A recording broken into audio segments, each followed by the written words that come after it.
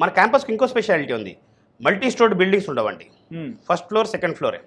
మీరు ఇక్కడ నిలబడితే లాంగ్ డిస్టెన్స్లో పిల్లలు ఎక్కడ కూర్చున్నారు, క్యాంటీన్లో కూర్చున్నారు, ఓకే, మనకి లాంగ్ డిస్టెన్స్లో పిల్లలు కనపడుతుంటారు. అండ్ నేను ఎప్పుడైతే చెప్పిన ఫ్యాకల్టీస్ అంతా కూడా వాళ్ళ ఫ్యామిలీతో పాటు క్యాంపస్లో ఉంటారో, కొంతమంది మార్నింగ్ వాకింగ్ చేస్తుంటారు, ఈవినింగ్ వాకింగ్ చేస్తుంటారు, కలుస్తుంటారు, హాయ్ హలో ఉంటుంది.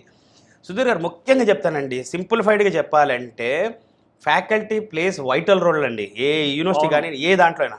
మా దగ్గర పర్మనెంట్ ఫ్యాకల్టీ అండి.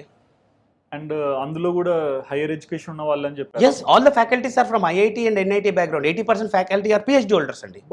So it's not on the paper, it's on record. మా దగ్గర చాలా మంది ఆన్ పేపర్లో పెడతారు, మా దగ్గర వీళ్ళు ఉన్నారు వాళ్ళు ఉన్నారు అని చెప్పి హైర్ చేసుకుంటారు, వాళ్ళు సర్టిఫికేట్స్ పెట్టుకుంటారు. లేదంటే జేకే గ్రూప్, ఇప్పుడు గ్రూప్ పెద్దది, so that is not at all a burden for them. Quality ఎప్పుడు కాంప్రమైజ్ కారు.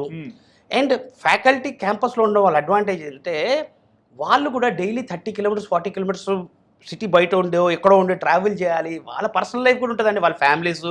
కానీ ఇక్కడ ఏంటంటే ప్రశాంతంగా సాటర్డే సండే అందరూ ఒక సాటర్డే సండే హాలిడే ఉంటుంది.